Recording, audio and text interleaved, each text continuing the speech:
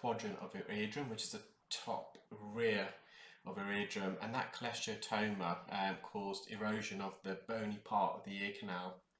The patient also underwent further surgery to remove some of the mastoid bone because that got infected because of the cholesteatoma.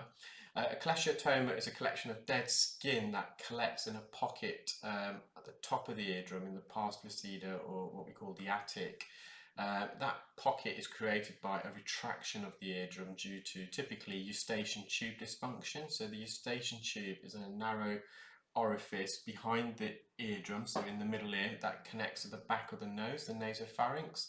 And the function of the eustachian tube is twofold. It acts as a drain pipe, so any fluid or effusion that accumulates behind the eardrum can drain away. But as I mentioned, it's also the pressure equalizer. So if you imagine you're on an aeroplane, and as you descend on the aircraft, the air pressure is so great, it causes the eardrum to buckle inwards, and we normally perform the valsalva. So we close our mouth, pinch our nose and blow. We trap that air inside our nose, and that air travels up the nasal passage, up the eustachian tube, and it pops the eardrum back out. However, in some people, that eustachian tube can get blocked, and it typically gets blocked at the back of the nose. And when that eustachian tube is blocked, it creates a vacuum, so there's no air in the middle ear. So that eardrum gets sucked inwards, and it creates a pocket at the top of the eardrum in the attic.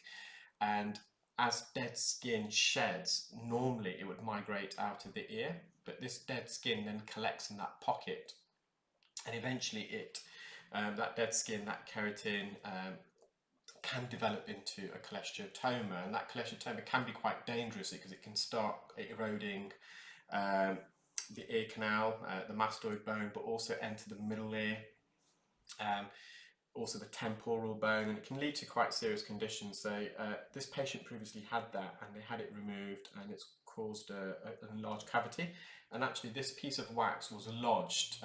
So I've not focused too much on the actual procedure, but you'll become very apparent in a moment when I remove this wax what I'm referring to.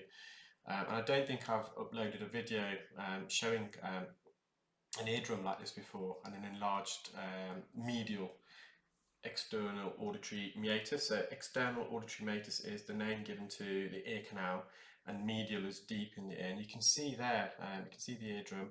There's a bit of dead skin, a bit of wax on the side that I'm going to remove. But what I've actually done is, I know I've got quite a few medical students that subscribe to my channel, and also some audiology students. And I've actually taken a still image of the eardrum and the anatomy, and I've annotated it.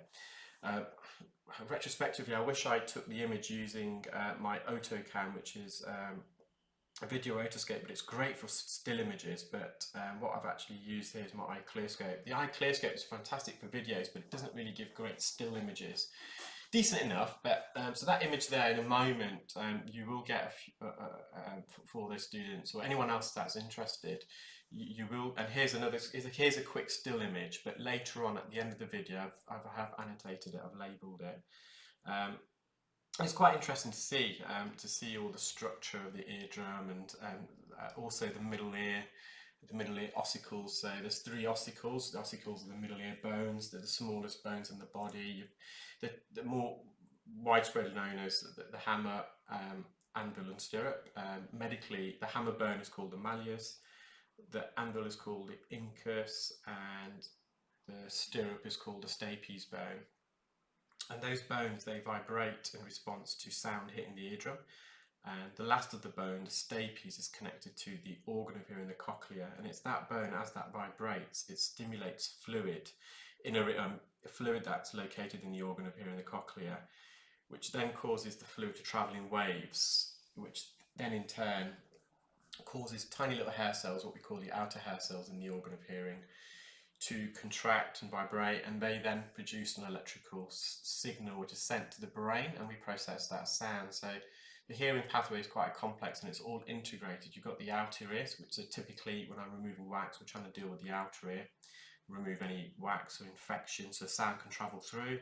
The sound then hits the eardrum, and the eardrum vibrates, and it sets these ossicles, these bones, backwards and forwards like a pendulum, which in then turn stimulates little hair cells in the organ of hearing, and from which the brain processes sound. So here's a diagram, and I've been able to annotate quite a few of the middle ear structures as well. Not all of them, but it's quite a fascinating case, and I was able to distinguish some of these. So just for the med students or audiology students, or even some of the members of the public might find this really interesting. So I hope I've got all of it correct.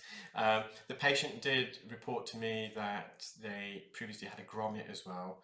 And a grommet is designed to ventilate the middle ear. So when that eustachian tube is blocked, because air can't enter the middle ear via the back of the nose, a hole is then punctured into the eardrum, and any fluid that is accumulated that can't drain away from the eustachian tube is vacuumed and suctioned out.